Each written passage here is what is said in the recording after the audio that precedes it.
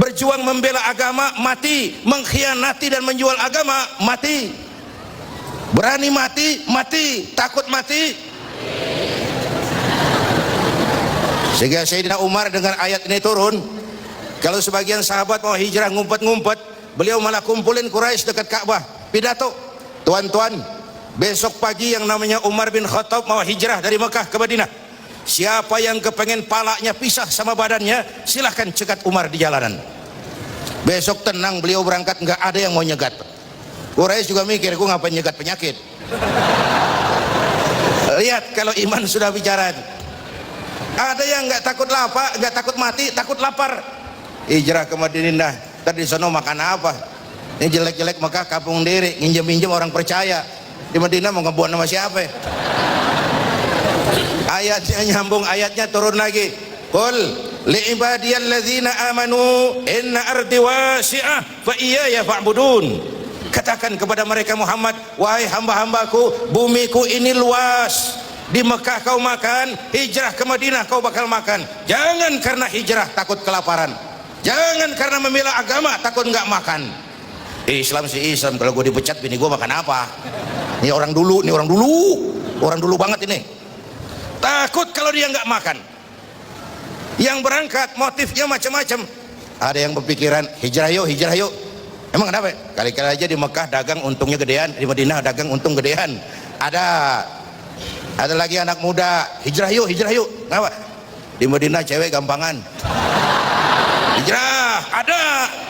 Lalu Nabi keluarkan itu hadis, innamal a'malu binniyat, ini asbabul wurud, sebab-sebab keluarnya ini hadis. Segala perbuatan tergantung niatnya.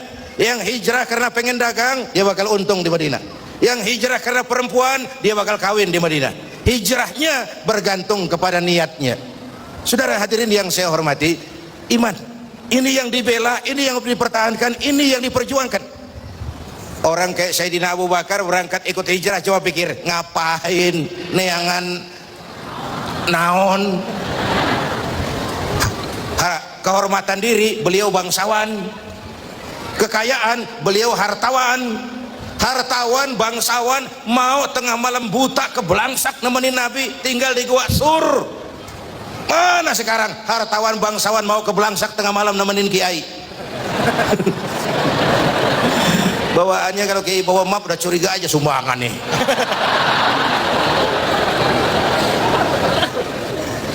Semangat ini yang perlu kita angkat ke permukaan.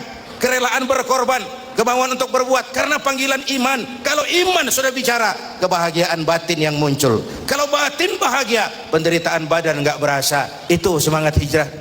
Coba tanya orang pulang haji, ada yang kapok nggak? Nggak ada. Bang Haji bagaimana di Mekah? Taubat Pak, nggak lagi saya. Belum pernah. Malah waktu tawaf wada mengucapkan selamat tinggal ke Ka'bah, mau balik ke kampung halaman, air mata berlinang. Ya Allah, kapan saya bisa balik ke sini lagi? Pulang aja belum, udah mikirin balik. Apa yang dirasakan? Kebahagiaan hati. Kalau hati bahagia, penderitaan badan nggak terasa. Itulah hijrah. Semuanya terasa ringan. Ini yang pertama, semangat hijrah. Yang kedua, hijrah itu apa? Yang kedua, hijrah ini perjalanan membangun ukhuwah. Orang-orang Makkah yang ke Madinah disebut muhajirin. Orang Madinah yang menyambut kedatangan orang Makkah dinamakan Ansor. Bagaimana sikap orang Madinah menyambut kedatangan orang Makkah? Apa pakai tolak pinggang? Orang Makkah, kamu kesini pendatang ya, jangan macam-macam di sini, tak celurit sampean. Apa begitu? Enggak tuh. Masing-masing pada nyari saudara. Masing-masing nyari teman. Saudaraku dari Madinah, dari Mekah, selamat datang di Madinah. Jangan takut terlantar di sini. Rumah saya kamarnya 4, ente pakai 2, saya 2. Nyari saudara. Datang yang lain, saudaraku dari Mekah, selamat datang di Madinah. Jangan takut lapar di sini. Kambing saya 4, ente pakai 2, saya 2. Nyari saudara. Datang lagi yang lain, saudaraku, semua cari saudara. Apa jawab orang Mekah? Terima kasih saudaraku, kami akan lebih senang kalau ditunjukkan kemana jalan ke pasar, agar kami bisa berusaha dan hidup nggak jadi beban bagi yang lain.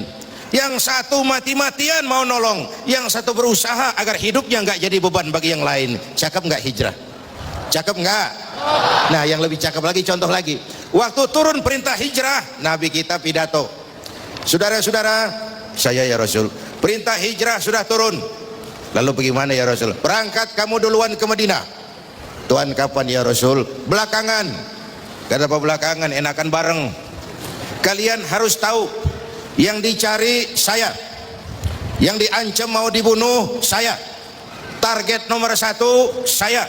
Kalau kita hijrah bareng-bareng, kita bakal dikejar-kejar terus. Tapi kalau kamu berangkat duluan, insya Allah kamu akan sampai dengan aman dan selamat. Kenapa? Karena saya yang diuber-uber tetap bertahan di Mekah. Mekah bahaya, berangkat kalian ke Madinah, selamatkan dirimu. Nih baru pemimpin. Enggak mentang-mentang turun perintah hijrah terus ngepak koper, udah ya gue duluan ya, jaga diri masing-masing ya. Enggak, umat dulu diselamatin. Kalau rakyatku lapar, aku orang pertama yang harus merasakan lapar. Kalau rakyatku kenyang, biar aku orang terakhir yang merasakan kenyang. Itu pemimpin. Kita rindu pemimpin-pemimpin seperti yang dicontohkan oleh baginda Rasulullah sallallahu alaihi wasallam. Dari dunia sampai akhirat beliau cinta kita. Dari dunia sampai akhirat beliau belain kita. Umumnya kan orang kalau mau jadi pemimpin zaman sekarang kan kampanye.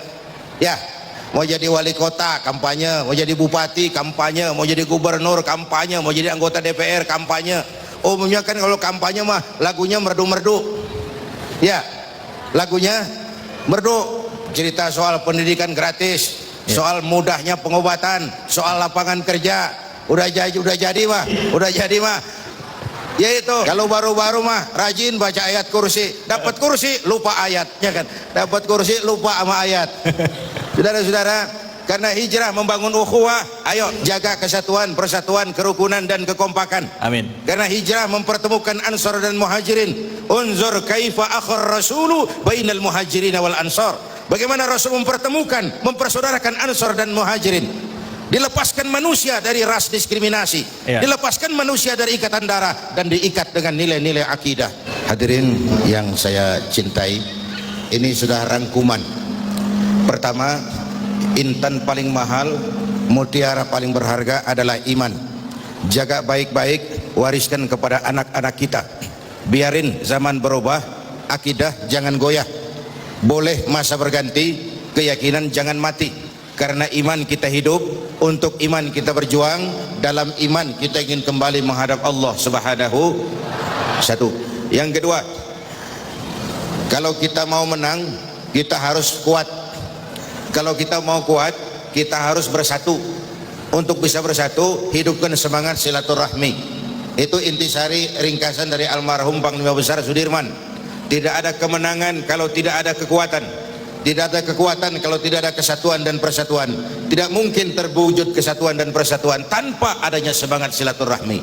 Maka menghadapi kesulitan-kesulitan besar sebagai bangsa, kata kuncinya adalah kesatuan, persatuan, kerukunan dan kekompakan. Sebagaimana hijrah sudah mempersatukan Mekah dengan Madinah, mempertemukan Ansor dengan Muhajirin. Waktu kita hijrah dari penjajahan kepada zaman kemerdekaan, kita juga sudah kontrak. Kita ini mau bersatu nusa, satu bangsa, satu bahasa.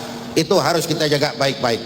Yang ketiga, di bulan Muharram ini ada amalan-amalan yang sangat dianjurkan. Pertama, memperbanyak istighfar. Memperbanyak istighfar. Wa ma kana Allahu mu'adzibahum wa hum yastaghfirun. Allah tidak akan turunkan bencana selagi di tengah mereka masih banyak orang-orang yang istighfar. Ada hadis qudsi, Allah enggak jadi mau marah karena melihat 3 perkara. Suyukhan rukka, wasibyanan rutta, wa bahaiman rutta. Orang-orang tua yang tengah malam sujud sambil berlinang air mata, itu yang meredam murka Allah. Allah mau marah nggak jadi ngelihat masih banyak yang begitu itu. Orang-orang yang tengah malam sujud sambil berlinang air mata. Yang kedua, bayi tanpa dosa masih menyusu, suci, bersih, belum ternoda sedikit pun. Yang ketiga, bahaiman rutta, binatang ternak melata mencari makan, lingkungan hidup masih terjaga keasliannya. Orang-orang tua tengah malam sujud, bayi-bayi tanpa dosa masih menyusu. Yang sekarang kita lihat bagaimana musibah nggak mau nambah, ngamalin hadisnya terbalik. Yang disuruh orang tua tengah malam sujud, bayi tanpa dosa nyusu. Ini sekarang bayi tanpa dosa dibuang ke tempat sampah gara-gara orang tua tengah malam nyusu. Ini terbalik ngamalin hadisnya. Di bulan ini dianjurkan memperbanyak istighfar. Boleh sayyidul istighfar, boleh istighfarnya Nabi Adam, Rabbana zalamna anfusana, dan seterusnya. Boleh istighfarnya Nabi Yunus, la ilaha illa anta subhanaka inni kuntu minadz zalimin. Istighfar itu meredam murka Allah. Yang kedua, siapa yang diberikan keluasan rezeki oleh Allah di bulan ini, dekatlah sama anak yatim. Ana wa kafilul yatim kahataini yaumal qiyamah. Dan aku dengan orang yang mau menanggung beban anak yatim seperti dua jari ini di akhirat. Kalau di akhirat ingin dekat dengan Nabi, di dunia dekatlah dengan yatim. Bantu beasiswanya, beliin bajunya, urusin makannya, usap kepalanya penuh kasih sayang. Itu bawa berkah. Kayak saya nih, saya yatim piatu. Mak enggak, bapak enggak, udah. Ntar yang mau ngusap kepala saya boleh. Anak-anak yatim itu anak-anak kita semua. Saudara-saudara, itu amalan yang kedua. Yang ketiga, puasa sunnah. Kalau mampu 10 hari, kalau enggak 3 hari, sekurang-kurangnya 1 hari saja di bulan Muharram ini. Puasa sunnah itu, puasa itu penting buat kita karena intinya adalah pengendalian diri. Yang halal pun kalau belum waktunya jangan. Itu puasa tuh, disiplinnya cakep bener. Biar halal kalau belum waktunya jangan. Kan puasa begitu Ramadan, coba lihat. Tempe halal habis maghrib. Tahu halal habis maghrib, disiplinnya luar biasa. Air kelapa halal habis maghrib. Bini sendiri halal Habis maghrib. habis taraweh. Kirain habis maghrib.